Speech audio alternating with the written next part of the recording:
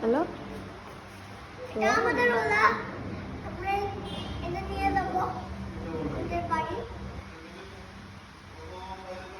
যাবো